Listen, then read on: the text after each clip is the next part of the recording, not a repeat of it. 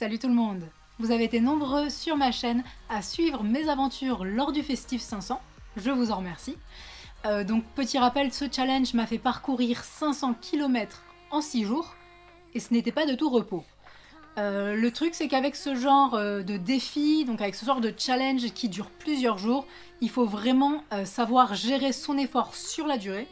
Du coup moi c'était mon deuxième Festif 500, je me suis dit qu'avec l'expérience que j'avais de ces deux défis, j'allais vous donner mes conseils.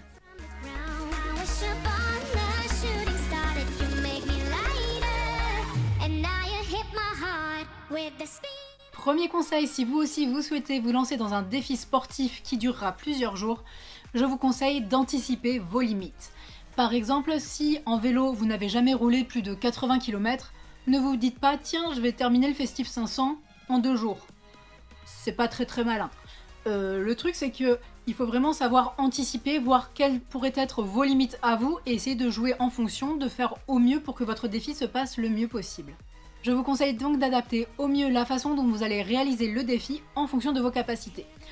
Par exemple, vous voyez sur le Festif 500, il y a énormément d'abandons qui sont liés au fait que certaines personnes essayent d'en faire trop d'un coup. Si vous n'êtes pas habitué à faire des très longues distances, ça sert à rien d'essayer de vous dire tiens il faut absolument que je fasse 150 km à chaque fois, si à chaque fois vous faisiez des petites sorties avant.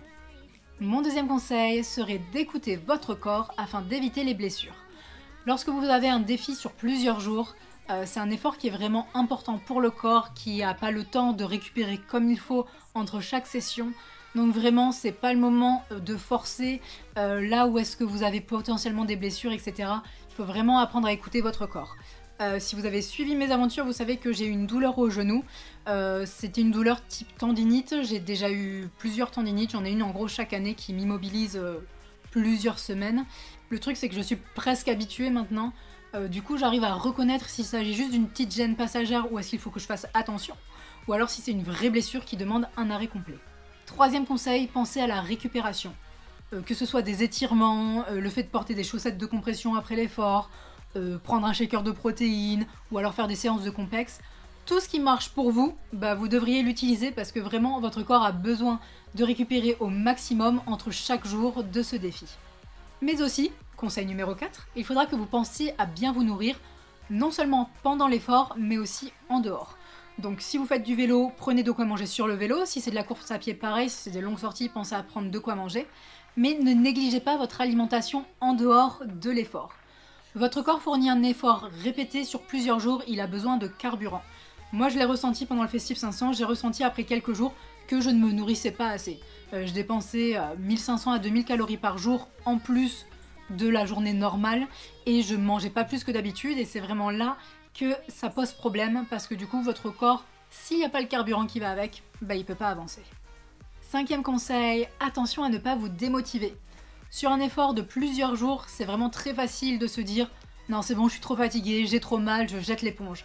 Alors du coup, il faut vraiment que vous trouviez tous les moyens possibles de vous motiver pour arriver à votre but. Si vous souhaitez avoir un peu plus de conseils par rapport à ça, je vous invite à regarder la vidéo que j'avais faite sur comment rester motivé, qui va apparaître ici, approximativement.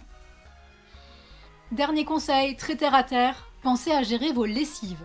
Si vous faites un effort sur plusieurs jours, voire une semaine, voire plus, il y a des chances pour que vous n'ayez pas assez de tenue pour en porter une chaque jour pendant toute la durée de votre effort. Alors ce conseil peut paraître un petit peu futile, très terre à terre, mais en fait c'est quand même très important. Si la plupart de vos vêtements sont au sale et que vous devez faire un effort dans des conditions particulières, il se peut que vous n'ayez pas la tenue qui vous permettra de réaliser votre effort dans les meilleures conditions, et ça c'est vraiment pas bon. Si vous devez faire un effort sur plusieurs jours, c'est quand même super important d'être à l'aise, d'être le plus confortable possible lors de votre effort. Et si toutes vos tenues cool sont au sale, ce sera pas le cas. J'espère que ces conseils vous auront plu. N'hésitez pas dans les commentaires à laisser vos conseils, ça pourrait être utile aux autres abonnés. Et je vous retrouve très bientôt pour une prochaine vidéo. Ciao!